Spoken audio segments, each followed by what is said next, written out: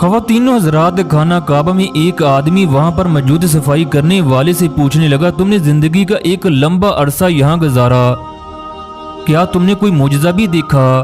उसने कहा, मोजज़े तो बहुत देखे मगर एक ऐसा मोजज़ा देखा जिसे देखकर मैं कई दिन सो ना सका। वो कहने लगा, एक दफ़ा 70 साल बूढ़ी औरत खाना काबा के करीब ज़ारो कतार हो रही थी। कहने लगी, या अल्लाह मैं बहुत गरीब थी मगर फिर भी तूने मुझे अपने घर का दीदार करवाया। अब मेरी एक और तमन्ना है, मैं बैतुल्लाह के अंदर जाकर तेरी रहमत को महसूस करना चाहती हूँ और दुनिया को बताना चाहती हूँ तो एक गरीब और मस्कीन को भी बैतुल्लाह के अंदर ले जा सकता है। अगले दिन फिर ये औरत काबा के दरवाजे के सामने बैठकर अज़कार करने लगी। इसके बाद ये बूढ़ी औरत बुलंद आवाज से कहने लगी, या अल्लाह मैं फैसलाबाद से सकीना हूँ, बस अब तू मुझे अपने घर का अंदर दिखा दे। वो बार बार यही जुमला दोहरा रही थी, या अल्लाह मैं फैसलाबाद से सकीना हूँ, मैं तुम्हारे दर पर पहुंची हूँ, अब मुझे अपना घर अंदर से दिखा दे। वो अपने से इर्द गिर्द बेपरवाह होकर ये जुमले दोहरा रही थी। इतने में खाना काबा का दरवाजा चंद वीआईपी के लिए खुला। इर्द गिर्द सिक्योरिटी हसार लग गया ताकि कोई गैर मुतल्लका शख्स अंदर दाखिल ना हो सके। इसी असना में एक शुरता बूढ़ी औरत को रश का हसार तोड़ता हुआ खाना काबा के दरवाजे पर ले गया।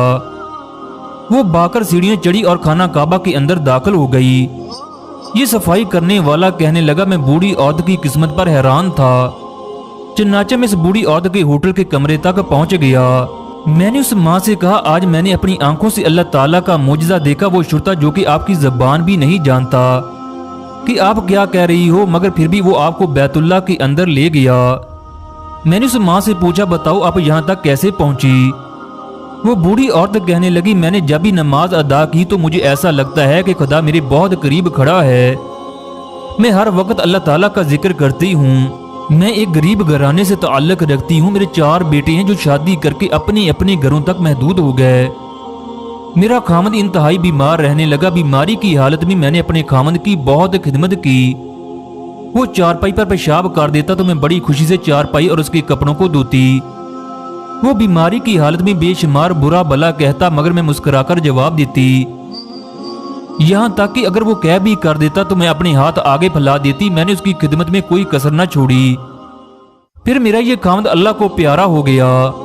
मेरा खामद फैक्ट्री में काम करता था। जब लोगों ने फैक्ट्री के मालिक को मेरे बारे में बताया कि किस तरह मैंने शौहर की खिदमत की है तो उसने मुतासर होकर मुझे हज पर भेज दिया। फिर सफाई करने वाला कहने लगा, मैं शुरते के पास गया जिसने इस बूढ़ी औरत को खाना काबा के अंदर दाखिल किया।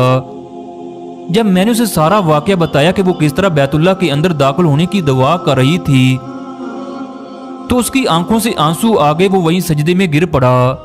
वो कहने लगा, जब मैंने उस माँ को देखा तो मुझे ऐसा महसूस हुआ जैसे कोई कह रहा हो इसको बैतुल्लाह के अंदर दाखिल करो। हालांकि हमें ऐसा करने की इजाजत नहीं है, मगर मेरे हाथ इस माँ की तरफ बढ़ने लगे। मैंने उसे बैतुल्लाह के अंदर दाखिल कर दिया।